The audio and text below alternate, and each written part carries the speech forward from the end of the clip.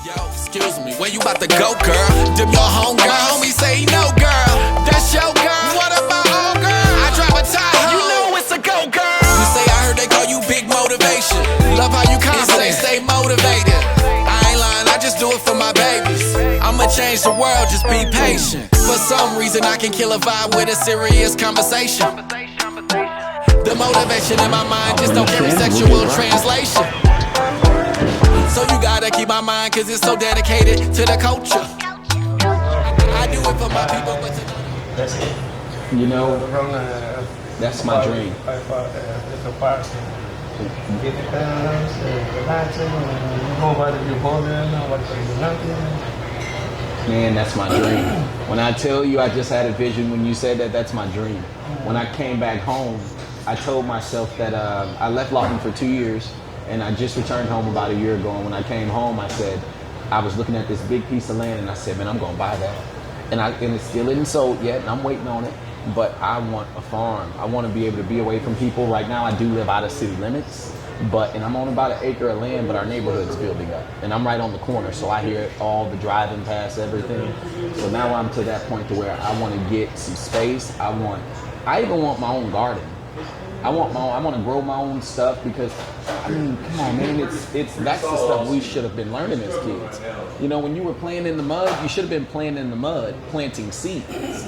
But I feel like we didn't get that in our generation. And that's the thing that's kind of slowing us up. So, well, I appreciate you for having me, but more importantly, I feel you're an asset to the community. I wanted to meet you. And I wanted to tell you that face to face because this is a great brand business. This is a model brand business, and if we could take this and we could put this at every gas station, and we can put it at every car lot, and we can put it at every steakhouse, they would all run efficient. So I appreciate you because I know it takes a lot to do this when you're dealing with this many personalities. Yes. Yeah. You can come anytime. We open for everybody. What time? What's your hours of operation? 11 to 10, 7 days a week. 11 to 10, 7 days a week. Man, you guys don't even close? Oh man, you can't beat that. Yeah, we can try it.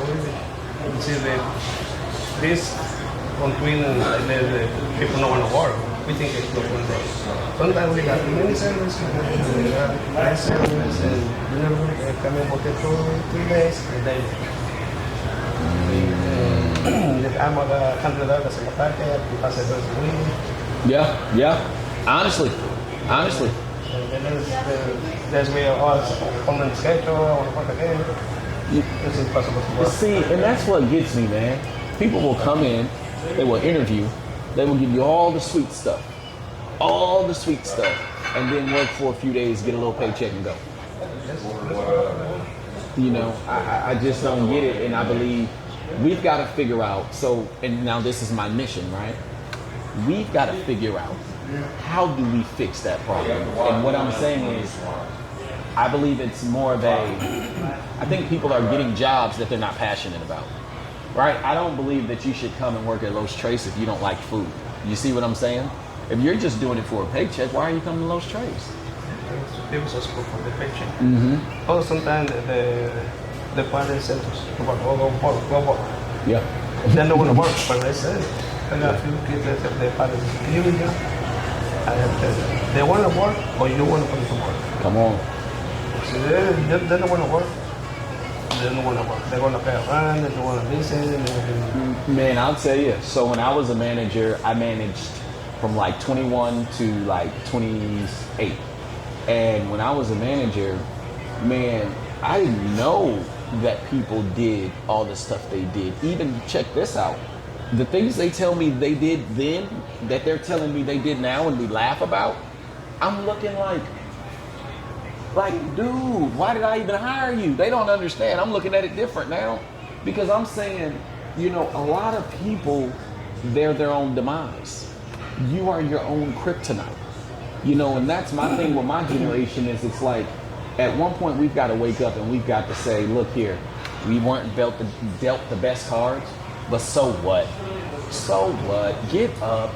All right, my new quote is suck it up, buttercup. I've been hearing that a lot lately. Suck it up, let's go. And I think that's what's wrong with my generation is when it comes down to it, they're always looking for somebody to blame. I'm not looking for nobody to blame for anything. I take my faults and move on, but those are the most successful people. Anyone in this world who's successful is typically not the perfect person, but they're typically straightforward. They're not rude, but they're honest, you know? And you can't be perfect. We're all gonna sin. We're all gonna make a mistake. But I feel that a lot of people in my generation, and then they lack love. Let me even say that. Let me hurry up and spin it before I go too far. They lack love. They don't understand that sometimes you have to apologize. You know? They don't understand sometimes, you know, when you know you're wrong, you need to say you're wrong. Don't just argue because you wanted to look right. And I believe that's the issue. It's clinging to childhood kind of dreams. It's like the guy that comes and talks to you and still tells you about when he was in the 6th grade and ran the football. Buddy, what did you do yesterday? You're 50, you know?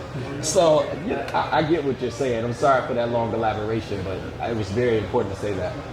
As I said to my son, I talked to my son, whatever you want, it's like this, we move this and do everything. We don't want to make sure you got the right people, career the right people, work together. And you, give me some dad advice, right? I got a great dad. I've got a great father. But give me some dad advice for someone who doesn't. What did you tell, can you really, like, as far as picking his friends or his crew, how did he know? Or how did you express that to him to choose his people? I was telling myself, million people more smart than you. Okay. Come on. You know, more smart than you.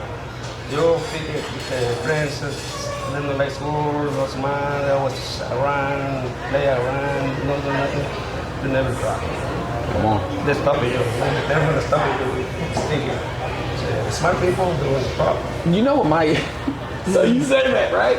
And I thought that I was putting myself in the room with smarter people. What I was doing as I grew in life is I put myself in a room with smarter people. But as those smart people left the room, I would stay in the room and bring people who weren't as smart as me. So I ended up being the smartest person in the room. You know? And so, I mean, for you to say that, that's a learn. I mean, see, and that's it. I feel that that's why a lot of young men aren't succeeding. Just being honest. They don't have, like my dad, excuse my language, but he can tell me shut the hell up. You know what I'm saying? His foot's messed up. I could probably wrestle him to the floor down. He'll say I couldn't. But if my dad tells me to shut up, I'm going to shut up. And I think that a lot of... Yeah, but people could tell you that it is to shut up. Yeah. And now you can do nothing. You can't say nothing. They say, I'm going to call the police. Yup. So, and that's what happened now. You see the children in school. What happened? The teachers tell them, oh, your dad is getting slapping you. The parents tell the kids, oh, your teachers, they can do nothing. They can slap you. They can do nothing. That's what the kids. Yeah. But they know it. My thing is, these kids are smarter than us. I was still scared of my mom in the 90s into the 2000s, right? But my kids aren't scared of me, you know, like they don't fear me. Like we feared our parents, but we respected them, right? So even though you did your mischievous things as a child, you knew what not to do. You knew not to set the house on fire when mama left. You could leave I was getting left at home, myself, my siblings, maybe at least 7, 8, 9, if not 5, 6, and 7 by ourselves, you know, but we didn't burn down the house. I won't leave my kids at home by themselves. I'm like, man, they scare me, dude. I think I've left my 12-year-olds there before, and one of them decided to put Cheerios in a bowl and see if he could get them to melt in the microwave. That's the bonehead stuff boys do, man. This is more easy microwave, and they don't know that. Come on now.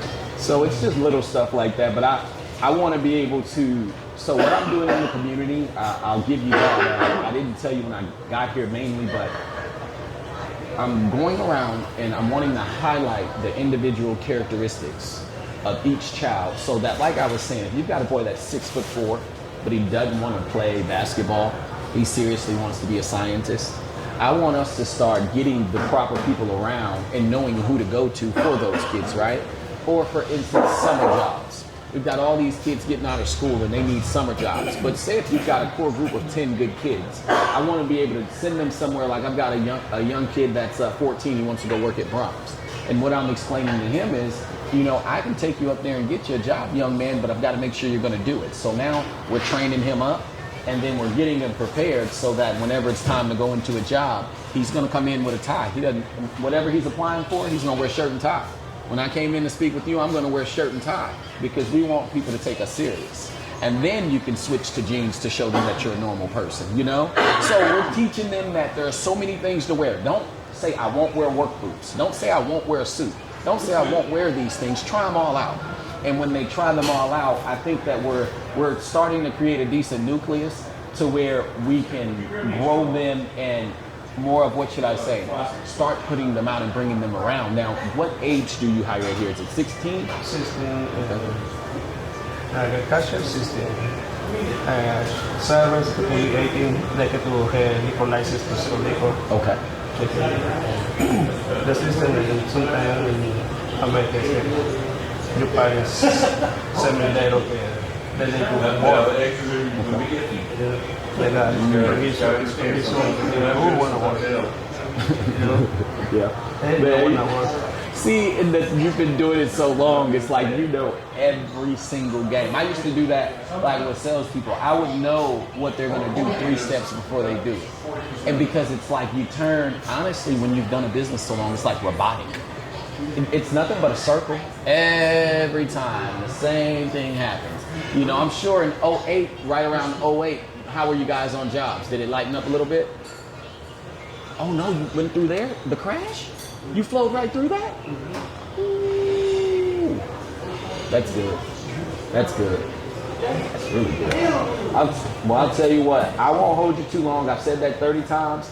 I genuinely appreciate you for letting me come in. I wanted to make sure that I could get that casual conversation with you so people could just see you, honestly, not working, not sweating. They can say, hey, oh man, this is a person, because they need to know this is a human who cares about the business, who cares about the people.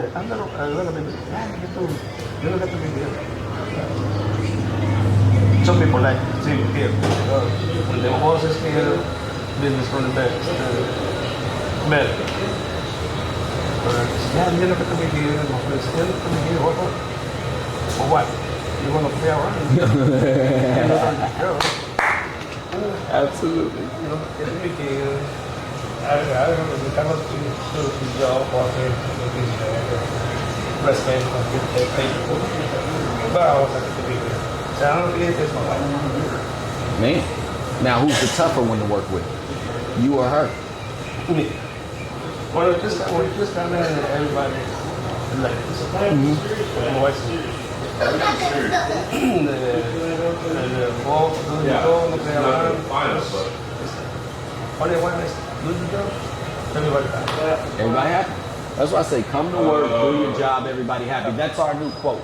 Come to work, do your job, everybody happy. We're going to use that one. Thank you guys so much for coming to the Aquarianos Motivation Show. If there's anything when it comes to food, catering, anything of that nature, I've used them before. Please, Los Tres Amigos is the place to be. Like high school, we take her, she with him tonight. Big house, west side is where I reside. I got a 3-car stable, you can pull in my garage. Most see the crib and get mesmerized. I'm just trying to tell the truth, this shit ain't a